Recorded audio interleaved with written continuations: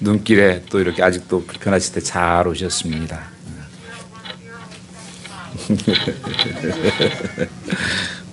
아주 친절하죠?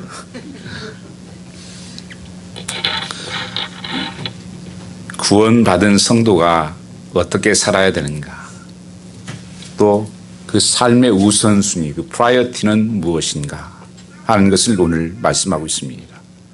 또마서 11장까지는 구원이, 그 셀베이션이 무엇인가 하는 것을 말씀하시면서 12장부터는 구원받은 백성들은 그럼 어떻게 살아야 되는가, 그 프라이어티에 대해서 말씀하고 있는 것입니다. 그것은 하나님을 경배하며 fear God, 월십하며 살 뿐 아니라 praising to God, 하나님을 찬양하며 살아가야 된다고 말씀하고 있는 것입니다. 그래서 구원받은 우리가 하나님의 이 놀라운 구원을 얻고 하나님의 자녀가 되고 그 놀라운 삶 속에서 우리가 반응해야 되는 것은 바로 예배의 반응이라는 것입니다. 그래서 하나님이 가장 기뻐하는 것이 예배입니다. 그것은 하나님을 만나는 것이고 하나님을 체험하는 것이고 하나님 임재 가운데 들어가는 것이기 때문에 그렇습니다. 그래서 자녀된 권세, 그 하나님의 놀라운 축복은 우리가 하나님을 예배함으로 나타내야 됩니다. 우리가 예배를 잘 드려야 된다 이런 얘기를 합니다. 예배 잘 드리세요. 그게 뭡니까? 오늘 본문에서는 그것을 굉장히 강조해서 말씀하고 있습니다. 1절 말씀을 보면 그러므로 형제들아 내가 하나님의 모든 자비하심으로 너희를 권하노니 너희 몸을 하나님이 기뻐하시는 거룩한 산 제사로 드리라고 말씀하고 있습니다. 내가 하나님의 자비하심으로 너희에게 권한다. 너희가 하나님이 기뻐하시는 산 제사를 드리라. 이 권한다는 단어가 굉장히 중요한 단어입니다. 이 단어는 팔을 비틀어서라도 하나님 앞에 예배하게 하라고 하는 것이 하나님의 자비의 마음이라는 것입니다. 예배하기에 게으르고 또 예배로부터 멀어질 때 팔을 붙들어서라도 다리를 묶어서라도 예배의 자리에 와서 예배하게 하라. 이것이 하나님의 자비의 마음이고 사랑의 마음이고 하나님께서 우리에게 주시는 축복이라고 말씀하고 있습니다. 왜냐하면 예배가 이만큼 중요하기 때문에 그렇습니다. 그래서 영어에는 거기에 10장 1절에 그러므로, 이건 굉장히 패러다임이 바뀌는 말씀입니다. Therefore. 그러므로 너희는 이제는 어떻게 살아야 되냐.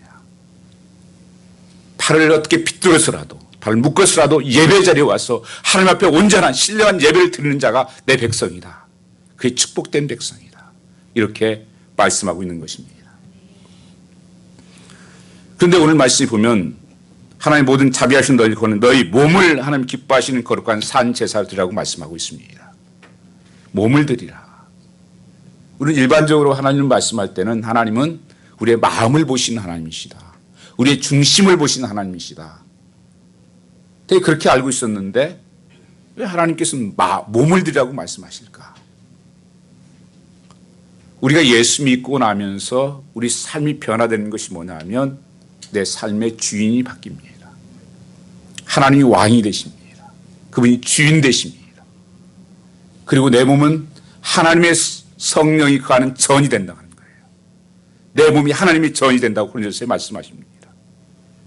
그래서 구별된 삶에 내가 하나님의 흔적을 가지고 있는 거예요. 스티그마. 갈라디아 6장 17절에 사도 바울께서 내 몸을 건들지 말라. 나는 그리스도의 흔적을 가졌느니라. 이 브랜드를 가졌다는 거예요. 내가 예수 믿는다고 하는 것은 이제는 내가 내 몸이 내 안에 하나님이 거하시는 성전이 되고 나는 예수님의 마음을 가지고 사는 것입니다. 예수님의 마음으로 이 세상을 이겨내고 살아가는 것이다. 그래서 우리 안에 늘 성령이 함께 계시고 하나님 우리와 동행한다고 하는 것입니다. 그래서 몸으로 예배를 드리라고 말씀하고 있는 거예요. 산 제사를 드리라. 이것은 뭐예요? 내 자신을 드리는 것입니다. 산 제사. 몸을 우리가 구약에서 예배를 드릴 때 양을 잡아서 드립니다. 근데 양을 잡을 때 흠이 없는 양을 잡아요. 절대 흠이 있으면 예배에서 안 받습니다. 그래서 집에서 이제 양을 잡으려고 이제 제사드릴 양을 끌고 멀리 갑니다. 그 교회까지 가죠, 성전까지. 혹시 가다가라도 무슨 스크래치가 나고 문제가 생기면 다시 집에 와서 다른 양을 가지고 가야 돼요. 그래서 이 제사장이 다 검사를 해서 아무 흠이 없으면 그걸로 번제를 드릴 수가 있습니다. 그리고 그 양을 잡을 때 누가 잡냐? 본인이 잡는 거예요. 저는 그 아랍에 근무할 때 그 성전 예배를 드리는 걸 봤습니다. 그 잡아가지고 피를 벽에다 뿌리고 하는 거예요. 여러분, 그 칼로 이렇게 그 양을 가장 사랑하는 양이에요. 흠이 없는 양이니까. 그 이스라엘은 양이 가족과 같습니다. 그걸 내 몸으로 잡는 거예요. 그건 곧 나를 잡는 거예요. 그래서 하나님 앞에 번제를 드리는 겁니다. 그게 예배였어요. 그게 제사였습니다. 내 모든 죄가 그 동물에게 전가되는 거예요. 그래서 내가 용서함 받는 거예요. 그래서 내가 죽는 거예요. 나 옛사람이 죽고 내 교만이 죽고 내 자아가 죽고 하나님께 온전히 죽는 것입니다. 그래서 갈라디아서 2장 20절 말씀에 내가 그리스도와 함께 십자가에 못 박혔나니 그런즉 이제 내가 산 것이 아니라 오직 내 안에 그리스도께서 사신 것이다. 나는 죽었다는 거예요. Crucified dead. 이제 내가 산 것이 아니라 내 안에 예수가 사신다. 이게 하나님 앞에 번제로 드려진 삶의 모습입니다. 구약에서는 그러면 왜 우리는 지금이요? 예수 그리스도가 단번에 죽으심으로 말미암아서 그 제사를 드리신 거예요. 그래서 우리가 하나님 앞에 나가서 이제 예배드릴 수 있게 된 거예요. 그 예수의 피를 우리가 상징적으로 우리가 믿고 또 그것을 고백하는 것입니다. 그래서 그 정신이 예배에는 살아있어야 돼요. 오늘도 내 몸을 드린다는 것은 나를 잡아서 피를 뿌려서 드리는 거예요. 그건 내가 죽는 것이죠. 그래서 예수 믿는 것은 예배하면서 내 변화가 일어나야 돼요. 첫 번째 뭐예요? 내가 죽는다. 여러분, 죽은 사람이 무슨 말이 그렇게 많습니까? 무슨 자존심이 있습니까? 무슨 내 생각이 그렇게 많습니까? 하나님 오늘도 이 모습 이대로 나를 받아주시옵소서. 하나님께서 이 예배를 받으십니다. 그래서 옛날에는 예배를 굉장히 준비해서 예배를 드렸어요. 구약에서도 마찬가지고 우리 신약에서도 우리 어렸을 때 부모님들도 예배를 굉장히 중요하게 여겼습니다. 제가 어렸을 때 저희 어머님이 이렇게 신앙생활하는 걸 저는 모태신앙이었으니까 보았습니다. 저희가 좀 이제 도시에 살다가 그 사업이 다 아버님이 좀 망했어요. 그래서 이제 큰 집으로 이렇게 시골에 들어왔는데 거기에는 교회가 없습니다. 시골이니까. 다 농사하고 그런 데예요. 저희는 이제 시대에서 비즈니스를 했었는데. 그러니까 어머니가 어떻게 하는가.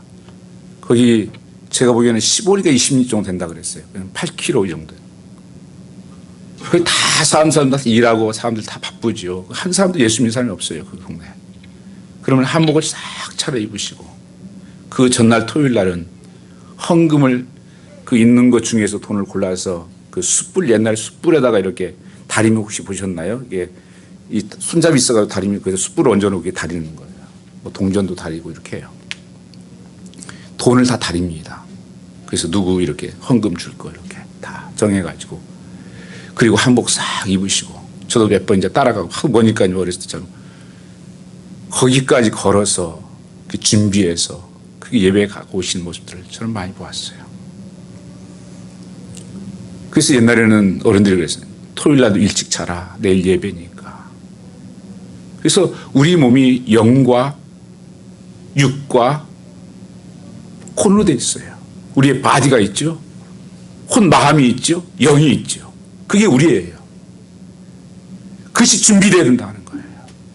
영적으로도 준비하고 마음적으로도 준비하고 육체적으로도 준비하고 그래서 가장 하나님 앞에 온전한 모습으로, 흠이 없는 모습으로 하나님 앞에 나가서 하늘 만나고 하나님을 예배하는 것, 이것을 하나님께서 기뻐하시고 그 예배를 축복하셨다고 말씀하는 것입니다.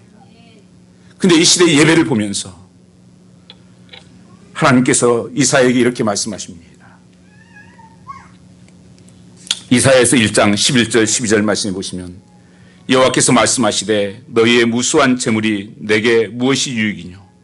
나는 순양의 번제와 살찐 짐승의 기름에 배불렀고 나는 숫송아지나 어린 양이나 순염소의 피를 기뻐하지 아니하노라.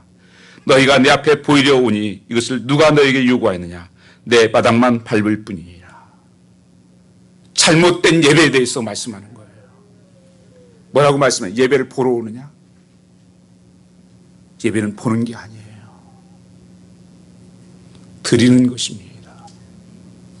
그리고 드렸을 때 하나님 받으시느냐는 것이 예배의 초점이에요. 하나님께서 이렇게 준비된 예배를 받으시는 거예요. 그저 구경 삼아서 성가대는 어떻게 하나? 저 교회는 무슨 오케스트라가 좋던데, 솔로이스가 좋던데, 저 교회는 목사님 설교가 짧아서 좋던데, 이런 게 아니에요. 하나님, 내 모습 이대로 주님 받으시옵소서. 그 하나님 받으시는 예배가 돼야 축복이 되는 거예요. 이 가인이, 하나님께서 가인의 예배를 받지 않았습니다. 아벨의 예배만 받았어요. 이 가인이 그 아벨을 죽입니다. 여러분, 예배 잘못 드려지면 내 삶이 절대 축복이 안 돼요. 하나님께서 축복의 통로로, 능력의 통로로 하나님께서 이 예배를 하나님 주신 것입니다. 그래서 우리가 여러 가지 교회가 하는 일이 많죠. 봉사도 하고 성경 공부도 하고 찬양도 하고 뭐 여러 다 중요한 게, 기도도 하지만 중요한 것은 다 그게 포함된 게 예배예요. 그래서 하나님께서는 예배 가운데 축복하십니다. 이 땅에서만이 아니라 다른 것은 다 끝나도 하늘나라에 가서도 우리는 이 예배는 드리는 것이에요. 그래서 이 땅에서 그 천상의 예배를, 하나님 임재와 영광이 있는 그런 예배를 드려야 한다고 하는 것입니다. 옛날에 캐톨릭에서는 종교개혁 이전에는 캐톨릭 예배가 거의 중심이었습니다. 특징이 뭐였습니까? 사제 중심의 예배였습니다. 회중은 사제가 라틴어로 예배를 집례를 해요. 성경책도 또 라틴어 성경밖에 없어요. 그러니까 국민들 하나도 못 읽어요. 그러니까 예배 보러 가는 거예요. 그래서 캐톨릭 예배 보면은 전부 모형 같은 거 만들어 놓고 무슨 다 심벌이에요, 다. 말씀이 없어요. 지금도 캐톨릭 사람들 보세요. 전에 뉴욕에 있을 때 제가 교회 옆에 바로 캐톨릭 교회가 있어요. 제천 집 옆에요. 굉장히 큰 정화상 천주교회라는데 찬송가를 들고 왔다 갔다 다 드려요. 가베 담배 빡 피면서. 그런데 이 종교개혁 리포메이션 이후에 만인 제사장설이 말씀이 등장했습니다. 베드로전서 2장 5절 말씀 보시면, 우리가 이제는 하나님 앞에 직접 나가서 산 예배를, 우리 한번 같이 보면 떴네요. 너희도 산돌같이 신령한 집으로 세워지고 예수 그리스도로 말미암아 하나님이 기쁘시게 받으실 신령한 제사를 드릴 거룩한 제사장이 될지라. 이제 우리 하나님 앞에 직접 나가서 예배드릴 수 있는 제사장이 됐다는 거예요. 이게 얼마나 축복인지 몰라요. 지금도 캐톨릭 같은 성찬식 하면 이렇게 암 이거 넣어줘요. 그 아무것도 못하게 하는 거예요. 그래서 다 뭐 찬양이 하는 사람만 세워주고. 아니에요. 우리는 하나님 앞에 나가서 직접, 이제는 하나님 앞에 나가서 예배할 수 있는 제사장의 사명을 주셨다고 하는 것입니다. 예배는 회중이 드리는 것이 참여하게 됐다고 하는 것입니다. 혹시 여러분들 예배 보러 오신 분 계십니까? 그저 예배 시간 때우러 오신 분 계십니까? 예배는 하나님이 받으시는 예배가 돼야 복이 됩니다. 이 예배에 기대감이 있어야 돼요. 시편 107편 9절 말씀 보면 그가 사모하는 영혼에게 만족을 주시며 줄인 영혼에게 좋은 것으로 채워주신다고 말씀하셨습니다. 사모하는 영혼에게 좋은 것으로 줄인 영혼에게 채워주신다. 이 하나님 앞에 하나님을 목말라 하는 사슴이 시냇물을 찾기에 갈급한 마음으로 그 심령으로 하나님 앞에 나와서 하나님 말씀하옵소서. 내가 하나님 말씀에 반응하겠습니다. 하나님 나를 만져주시고 나를 만나주시옵소서. 이 예배 가운데 하나님이 들어가기를 원합니다. 너희는 내게 부르짖으며 내게 와서 기도하면 내가 너희들의 기도를 들을 것이요 너희가 온 마음으로 나를 구하면 나를 찾을 것이요 나를 만나리라. 하나님을 만나는 예배가 돼야 돼요. 오늘 본문은 마음을 새롭게 하고 변화를 받으라고 그렇게 말씀하셨습니다. 마음을 새롭게 해라. 변화를 받으라. 이 본래 단어는 아나카 이노시스도라는 헬라 단어입니다. 이 단어는 리노베이션 한다는 뜻이에요. 여러분 집을 새로 지을 때 리노베이션 한다 그러잖아요. 새롭게 변화한다. 이 리노베이션 한다는 단어는 레노베라고 하는 단어 라틴어에서 왔습니다. 그냥 새롭게 변화되는 것은 고치는 정도가 아니에요. 뭐 집을 좀 고치고 뭐 떨어진 데를 꼬매는 정도가 아니라 그리스도 안에 있으면 새로운 피조물이라 이전 것은 지나갔으니 보라 새 것이 되었도다. 완전히 새롭게 되는데 이 본래 단어 리노베이션이라는 단어는 라틴어 단어는 부활이라는 뜻을 가지고 있어요. 그래서 마음을 새롭게 하라고 하는 것은 이 부활의 삶, 죽었던 것이 살아나는 역사가 나타나는 것이 예배라는 것이에요. 그리스도 안에 새로운 피조물은 이 부활 신앙을 가진 것입니다. 그래서 예배 가운데 내가 죽었던 것들, 내 모든 연약함들이 살아나는 거예요. 이 부활의 주임을 만나는 것입니다. 그것을 마음에 새롭게 하는 거예요. 오늘도 살아계신 하나님 앞에 예배하는 것입니다.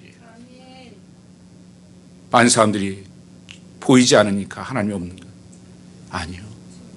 이것이 부활하셔서 이곳에 영으로 우리에게 함께 하시면서 그리고 우리 죽었던 모든 것이 살아나게 하시는 그 부활의 신앙으로 사는 것, 바로 이것이 예배라고 하는 것입니다. 그래서 부활 신앙을 가지고 있는 우리는 늘 새로워지고 늘 변화된 삶을 살고 하나님 복된 삶이 되는 것입니다. 그래서 예배는 가치를 인정하는 것입니다. 예배를 이해하는 키워드는 바로 가치라는 단어입니다. 그것은 이 단어의 어근은 월스라는 거예요. 요한계시록 4장 10절 11절 말씀을 보시면 보좌에 앉으신 하나님 앞에 엎드려 이렇게 고백합니다. 우리 주 하나님이여 영광과 존귀와 능력을 받으시는 것이 합당하오니, 여기서 합당하오니 하는 영어로는 월티, 가치 있는다, 그런 말을 쓰고 있습니다. 하나님께서 우리에게 예배를 받으실 만한 가치가 있다는 거예요. 그가 만물의 창조자의 통치자이기 때문에 그렇습니다. 그가 바로 세상 죄를 지시고 가신 하나님의 어린 양으로 오셔서 우리의 죽임을 당한 까닭입니다. 이 세상에 누가 나를 위해서 죽으실 분이 있습니까? 내가 죄인 되었을 때, 소망이 없을 때, 지옥 갈 수밖에 없을 때 예수께서 속죄의 어린 양이 되시사 우리의 죽으셨다는 것입니다. 그래서 찬송가 405장에 Amazing Grace, 나 같은 죄인 살리신 주 은혜의 놀라와, 이 창조의 신비, 속죄의 신비를 요한은 주께 엎드려 예배하고 있는 것입니다. 우리 하나님의 영광과 존귀와 능력을 받으시는 것이 합당하오니, 주께서 만물을 지으신지라 만물이 주의 뜻대로 있었고 지으심을 받았나이다 하더라. 거기에 엎드려서 요한이 하나님 앞에 예배하는 것입니다. 그래서 하나님 앞에 예배 드리는 것은 정신은 드림이에요. 보는 것이 아니라 드림입니다. 찬양을 드리고 기도를 드리고 사랑을 드리고 헌금을 드리는 것입니다. 그런데 여러분, 하나님이 받으셨느냐는 거예요. 드린 것으로 끝나는 것이 아니라, 여러분 찬양도 보면 찬양할 때 주보이나 왔다 갔다 넘기고 핸드폰이나 하고, 여러분 앞에 쏘면 다 알아요. 여러분요. 하나님 물론이고, 여러분 앞에 찬양 모를 줄 압니까? 다 알아요. 여러분요. 그 하나님이 찬양을 받지 않아요. 하나님 마음을 다해서 전심으로 하나님을 찾는, 기도도 마찬가지. 기도할 때 어서 눈 뜨고 하나님 말씀 앞에, 하나님 말씀이 듣는데 하나님 앞에 우리의 온전하게 또 헌금을 드리고 하나님 받으시는 예배, 그분이 받을 만한 합당하신 분이기 때문에 그런 것입니다. 그것이 예배라는 것입니다. 그렇게 예배드리면 어떤 일이 생기는가? 하나님의 성품을 담게 됩니다. 우리가 예수 믿고 구원받아 의롭게 되면 이제는 두 가지 신앙적인 과제가 남습니다. 신앙의 첫째 과제는 이제는 주님께서 오시면 끝이에요. 모든 성경은 지금 다 이루어졌고 주님이 세컨 커밍 오면 이 세상은 끝입니다. 우리는 그것만 기다리고 있는 거예요. 그게 마지막이에요. 주님께서는 곧 끝이라 그렇게 말씀하십니다. 그리고 이 땅에서 우리가 살아가면서 두 가지예요. 예수 믿고 살면서 하나는 성화되어가는 sanctification입니다. 그리고 그것이 끝나면 glorification, 영화롭게 되는 것이에요. 이 두 가지 과제예요.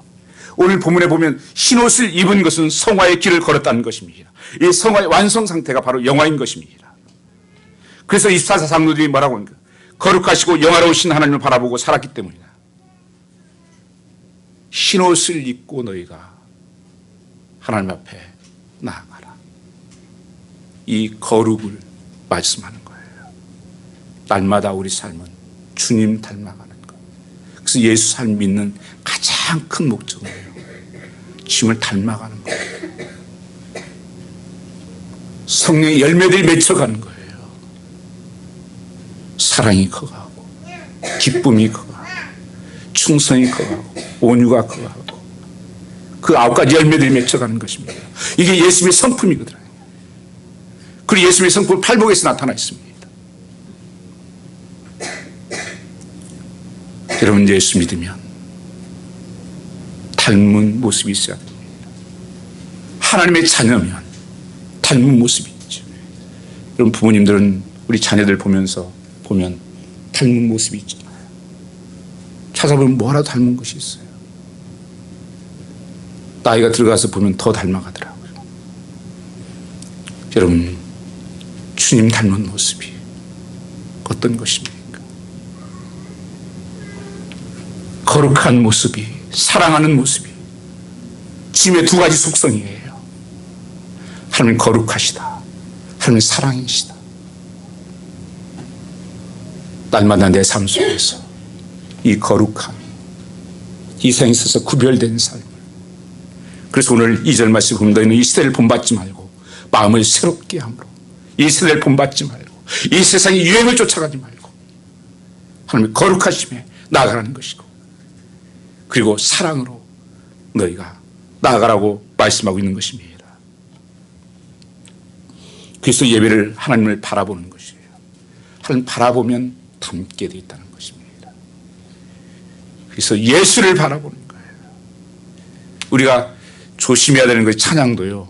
뭐 아이들 막 뛰면서 정신없이 찬양하고 뭐 이렇게 잘못하면 속을 수 있습니다. 그냥 감정에 도취해서. 아니요. 그 모든 속에서 예수만 바라보는 거예요. 예수만 나타나는 거예요. 십자가만 나타나는 거예요. 그 예수를 바라보는 것이, 모든 것을 바라보게 하는 것이 예배예요. 찬양도 예수 바라보게 하고, 기도도 예수 바라보게 하고, 말씀도 예수 바라보게 하고, 우리의 모든 성김도 예수 바라보게 하고, 거룩하신 하나님을 예배함으로 그분을 닮아간다는 것입니다. 그래서 우리가 하나님을 늘 기대하며 하나님 앞에 나오는 거예요. 하나님 만나는 순간 우리는 거룩하신 하나님 앞에 바로 설 수 없는, 거룩하지 못한 우리 자신을 돌아보게 됩니다. 이사야 체험이 아닙니까? 선제 이사야가 우시아의 왕이 죽던 때 성전에 들어가 엎드려 하나님을 예배하는 순간 하나님을 찬양하는 찬양 소리를 듣게 되었습니다. 거룩하다, 거룩하다, 거룩하다, 만군의 여호와여. 그 순간 바로 거룩하신 하나님 앞에 제스는 자신의 모습을 발견하게 됩니다. 그 순간 고백이 무엇입니까? 화로다, 나여 망하게 되었도다. 다른 입술이 불행한 사람으로 왕을 비웠나이다. 그리고 그날 내 악이 제하여졌고 내 죄가 사하여졌느니라 하는 음성을 듣게 됩니다. 여러분, 거룩하신 하나님 앞에서 내가 나와서 내가 얼마나 더러운 자식인지, 내가 얼마나 냄새가 나는지, 어떻게 거룩하신 하나님 앞에 내가 예배를 드립니다.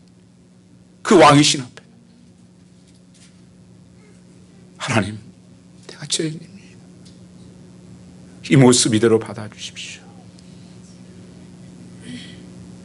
그래서 주님을 바라보는 거예요. 그래서 그 내 죄악이 사해졌고 내 죄가 사해졌느니라. 마태복음에는 예배드리려고 하다가 형제에게 원망될 만한 일이 있거든. 그 생각나면 예배를 제단 앞에 두고 먼저 가서 형제와 화목하고 와서 예배를 드리라고 말씀하십니다. 에요, 그 죄악을 품은 주께서 예배를 받지 않으세요. 기도를 받지 않으세요. 그래서 먼저 화해하고 와서 내가 기다릴 테니까 와서 예배를 드리라. 그 예배를 드리러 와서 여러분들이 내가 죄악 속에서 그대로 있는 모습으로 진정한 예배는 우리의 삶을 돌아보고 교정하는 장이 되어야 되는 것입니다. 회개의 장이 되는 것입니다. 그럴 때 우리는 예배할 때마다 변화되고 예배할 때마다 성숙하고 예배할 때마다 거룩해지는 열매가 맺히게 되는 것입니다. 이것이 바로 예배의 축복이에요.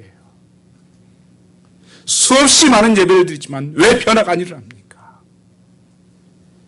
하나님 받으시는 예배가 아니라 내 멋대로 드리는 예배이기 때문에 그래요. 예배는 내가 드리고 싶은 대로 드리는 게 아니에요. 하나님이 기뻐하는 예배를 드리라고 말씀하십니다. 너희 몸을 하는 기뻐하시는 거룩한 산 제사로 드리라. 제물이 하나님이 기뻐하는 제물이 아닌 거예요.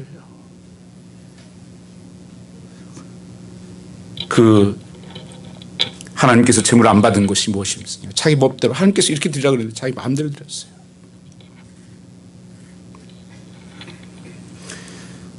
저는 예배를 하나님 말씀대로 정말 하고 싶습니다. 하나님 말씀이 하시면 우리가 내게 안 맞아도 순종하고 하나님 앞에 순수하고 진지한 예배자가 되려고 하는 것입니다. 그 거룩함과 영화로움으로 주 앞에 설 것입니다. 이 예배의 영광입니다. 그래서 히브리서 12장 2절 말씀에 믿음의 주요 온전케 하신 예수 그리스도를 바라보라, 이렇게 말씀하십니다. 예수를 바라보는 것입니다. 십자가의 성령으로 사는 것입니다. 그래서 여러분, 이 예배 가운데 누가 보여야 됩니까? 다른 것 보지 마십시오. 다른 삶이 어떻게 하는가 중요한 게 아니에요. 오직 십자가이신 예수 그리스도만 바라보는 것입니다. 그분을 만나는 거예요. 내가 거기에 무슨 자존심이 필요합니까? 찬송가 우리 한 장 1절만 같이 부르시면 합니다. 102장입니다. 찬송 102장 102장 1절만 같이 하겠습니다.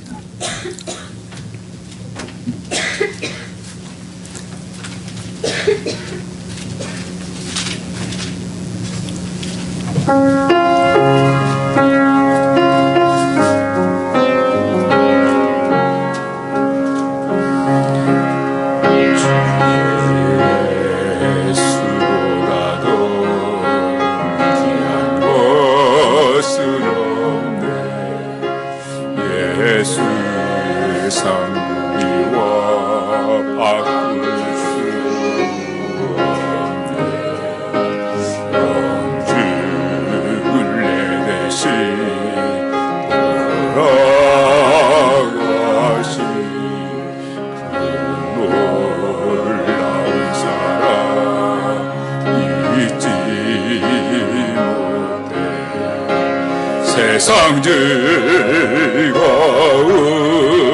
다 버리고 세상 자랑 다 버렸네.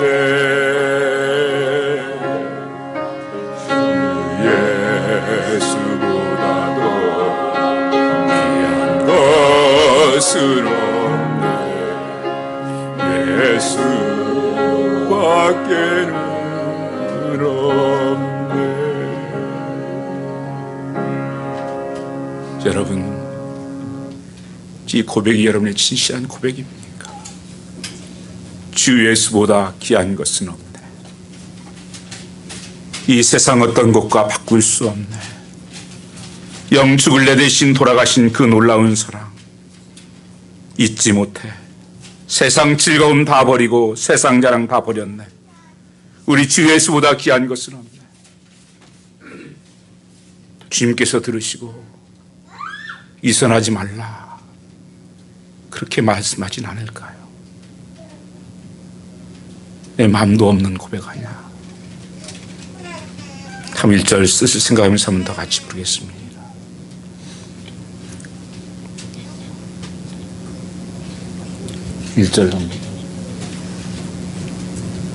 마음을 여러분 담아서 한번 정말 고백이 되었으면 합니다. 하나님 이렇게 살게 해주십시오.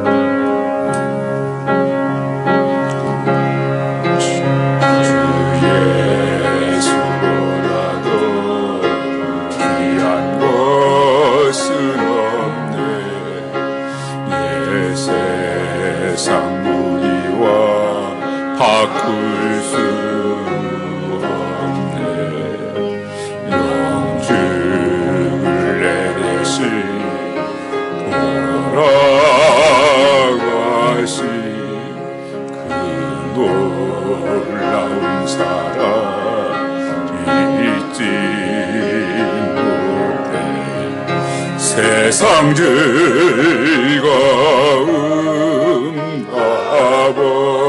버리고 세상 자랑 다 버렸네. 주 예수보다도 귀한 것은 없네. 예수밖에는 없네.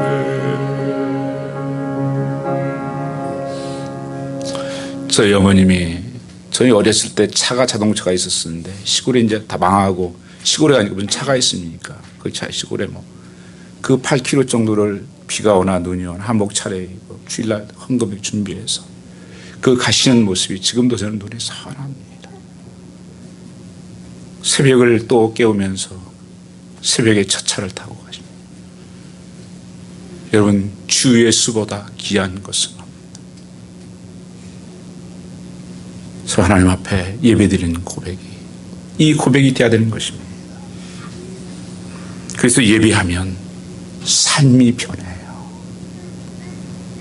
거룩한 삶으로 주님을 닮아가는 삶으로 변한 것입니다. 그러면 하나님의 어떤 역사들이 일어나는 것인가? 하나님의 인도를 경험하게 되는 것입니다. 오늘 말씀을 보면 하나님이 기뻐하시는 거룩한 산 제사로 드리라고 하셨는데 하나님 기쁘시게 하는 것이 곧 내 기쁨으로 넘치게 된다는 것입니다. 이 영적 예배가 하나님을 기쁘시게 합니다. 그러므로 정말 내가 하나님 앞에 예배를 제대로 드렸는지 받으시는 예배가 드렸는지를 어떻게 아시는가? 내 안에 기쁨이 넘치면 하나님 받으시는 예배가 된 거예요. 아이고 지겨워. 1시간 앉아있기 힘들고 정말 하나님 내 안에 샘솟는 기쁨이 있습니다. 내 묶였던 것들이 다 풀어지고 내 막혔던 것들이 열리고 하나님의 영광이 많은 그 임재가 있는 그 살리는 이 예배는 기쁨이 넘치는 것입니다. 그래서 예배는 장례식이 아니에요. 셀레브레이션입니다. 제가 한번 그런 말씀 드렸죠. 생일잔치와 장례식이 있다고. 내가 생일잔치에 가면 예를 들면 제 아버지 생일잔치에 갔어요. 얼마나 거기에는 잔치가 넓히고 기쁨이 얼마나 넘칩니까? 똑같은 아버지인데 장례식에 갔어요. 얼마나 슬픔이 넘칩니까? 고통이 있고. 똑같은 아버지의 모습이지만 내가 어떤 모습으로 나가느냐에 따라서 어떤 상태에 가느냐에 따라서 그 차이가 뭐예요? 죽었느냐 살았냐는 거예요. 여러분 하나님 앞에 이 시간 와서 죽은 하나님을 예배하면 지겨운 거예요. 몸이 비틀리는 거예요. 자기 편한 대로 예배 드리려고 하는 거예요. 근데 살아계신 하나님 여기 와서 예배 드린다면 기쁨이 넘칩니다. 하나님 받으셨다는 이 놀라운 능력. 그래서 새로워지는 복을 받는 것입니다. 너는 이스라엘 본받지 말고 오직 새롭게 함으로 변화를 받으라. 온전한 뜻이 분별하도록 하라. 새로운 물건을 사도 기쁨은 금방입니다. 아무리 좋다고 해도 세상 것은 새 것이 없습니다. 근데 예배를 드리면 날마다 새로워져요. 날마다 새롭습니다. 날마다 기쁨이 넘칩니다. 그래서 내가 예수 믿는 사이에 항상 기뻐하라고 말씀하는 거예요. 우리는 여러분 주일날만 예배 드리는 게 아니에요. 매일 삶이 예배예요. 그래서 세 번째는 하나님의 온전히 뜻을 알고 이루게 된다는 것입니다. 새로워져서 변화가 되면 하나님의 온전한 뜻을 알게 됩니다. 성경에서 예수를 만난 사람은 이전의 삶의 길로 가지 않고 전혀 다른 길로 갔습니다. 사도 바울도 날마다 예수 믿는 사람 잡아주기로 다니다가 사도행 9장에 예수를 만나고 그의 눈이 뜨여져서 그의 복음에 전하는 삶으로 삶의 방향이 바뀝니다. 또한 수가성 여인, 늘 목말라 하던 여인, 남편을 다섯을 얻어도 행복이 없는 여인, 주님께서 세상이 주는 물을 마시면 계속 목마르거니와 내가 주는 물을 마시면 영원히 목마르지 아니하다. 그 여인이 예수를 만나고 새로운 새 길을 가게 됩니다. 신령과 진정으로 하는 예배하여 나간다면 우리는 이 세상을 두려워할 필요가 없다는 사실입니다. 그 예배 받으신 분이 하나님이십니다. 찬양을 기도를 받기만 하는 분이 아니라 나를 위해서 예비한 준비한 길이 있다고 하는 것이고 그 삶이 목자가 되어서 날 삶을 인도한다는 것입니다. 예배 끝난 후 우리의 손을 잡고 그는 이 문제와 갈등이 있는 우리의 가정, 직장, 우리의 사업의 상으로 그리고 고단한 세상 광야를 함께 해주겠다는 것입니다. 이것이 예배의 축복이 예배의 영광입니다. 그래서 예배를 마치면 삶의 시작이라고 말씀하는 것입니다. 신령과 진정으로 예배하고 나간다면 우리 이 세상을 두려워할 필요 없는 것입니다. 요한계시록 7장 17절 말씀에 이런 말씀으로 기록되어 있습니다. 이는 보좌 가운데 계신 어린 양이 저희의 목자가 되사 생명수샘으로 인도하시고 하나님께서 저희 눈에서 모든 눈물을 씻어주실 것입니다. 하나님께서 보좌에서 받으시고 어린 양이 이제 목자가 되어서 거친 세상길을 우리 곁에서 함께 하시며 눈물을 씻어주시고 생명수샘으로 인도하신다고 말씀하고 있는 것입니다.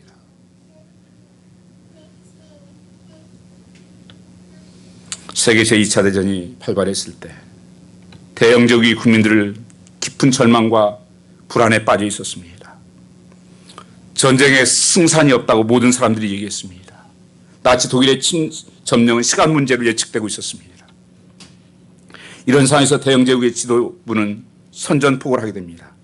영국이 독일을 대항하여 개전을 선언하면서 유명한 윈스턴 처칠 경은 그때 성경회의 주교였던 윌리엄 템플에게 교회에게 말씀을 해 주십시오 라는 것을 전합니다. 같은 날 대국민 말씀을 윌리엄 템플이 이렇게 말씀을 시작합니다. 대영제국 제국의 국민 여러분, 지금 우리가 하나님을 예배할 때입니다. 전쟁은 큰 일입니다. 그러나 예배는 더 큰 일입니다. 만약 우리 국민이 이와 같은 때 진정 하나님을 예배할 수 있다면, 그리고 하나님을 바라보고 그 하나님이 우리 함께 계신 것을 믿을 수가 있다면 전쟁은 결코 큰 일이 아닙니다. 전쟁은 하나님께 속한 것입니다. 그리고 우리는 능히 우리가 예배하는 하나님의 도우심으로 이 전쟁을 승리할 것입니다. 이날 주교의 영국의 모든 교회는 종을 울렸고 교회마다 예배는 국민들로 인산일을 이루었다는 것입니다.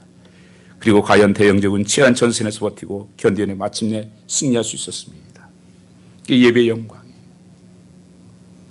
여러분, 트윈타워가 무너졌을 때 어떤 일이 한 가지 생겼습니까? 성경책이 많이 팔리고 그때 교회로 잠깐이었지만 교회로 많은 사람들이 들어왔다는 거예요. 이좀 계속되면 좋답니다. 여러분, 이 험난한 세상에서 무엇으로 우리가 승리합니까? 예배 자리에서 하늘 만나면 모든 것이 풀어질 줄 믿습니다. 모든 것이 열릴 줄 믿습니다.